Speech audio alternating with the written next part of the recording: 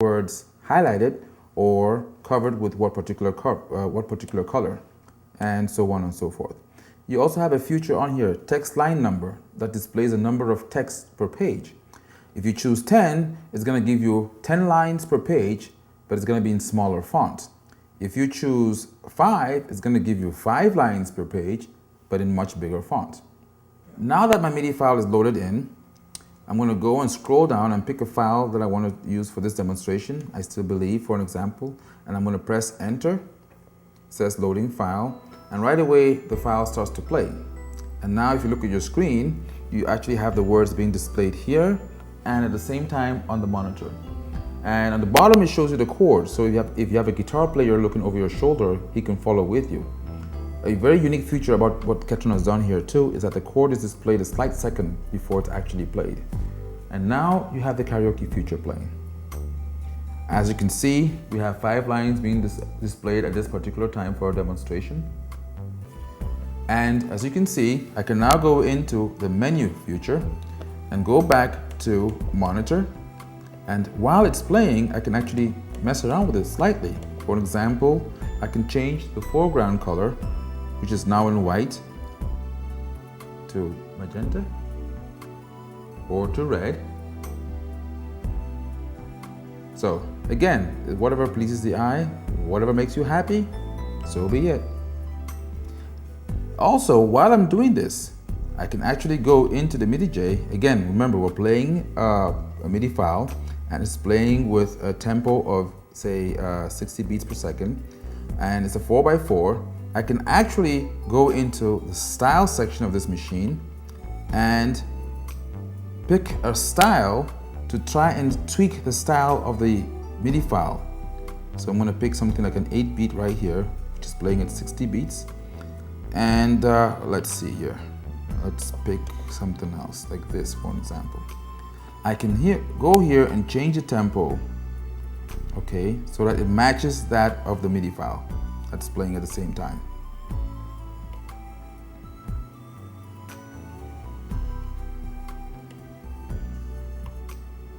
And I can use a drum machine on this guy and start playing this in sync with the MIDI file, okay? I can also go in here and take out the drums of the MIDI file and use the remix feature and use the styles of the machine to replace the MIDI file. Why would I want to do that? The remix feature is very nice and unique because it actually allows you to make a rather boring MIDI file more interesting.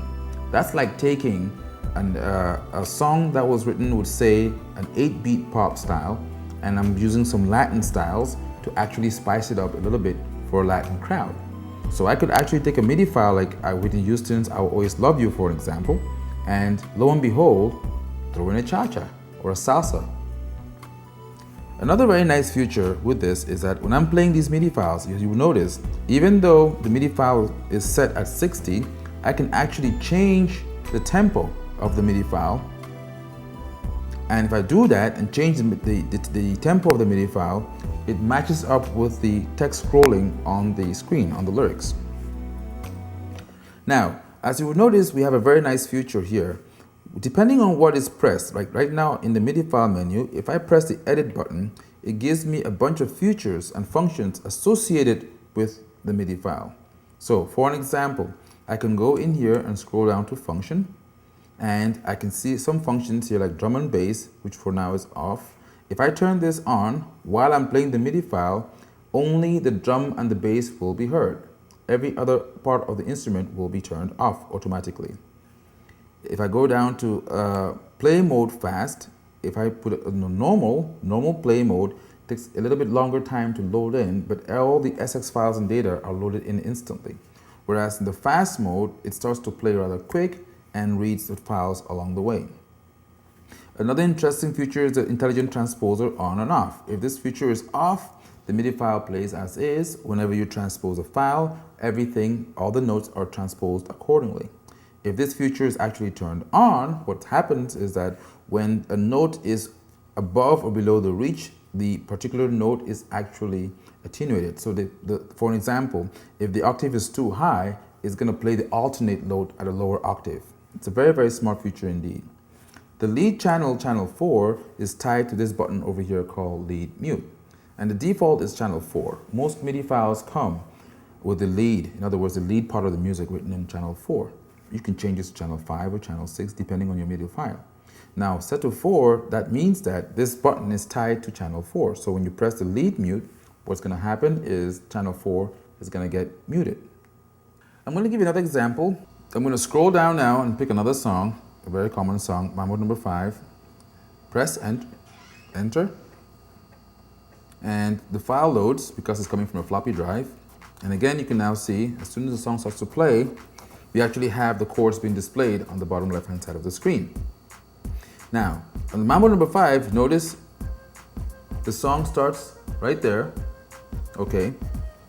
And I can again adjust the tempo of the song as well if I turn the data wheel. And that tempo is going to also impact the tempo at which the karaoke file is displayed. So the faster you go, the faster the file gets displayed. And like we did in the previous example, you can also change this particular rhythm and use a salsa beat or a soca beat, or you can use a disco beat. It's advisable though that if you have a song which is in a 4/4 timing, you do use a 4/4 style if you want to use that drum remix feature. And if you have a song which is in a 3/4 timing, you use a 3/4 style, like a swing or like a waltz. Now that you've seen what the Midijay Plus is capable of, we'd like to advise you to run down to your nearest dealership and get one for yourself while the supplies last.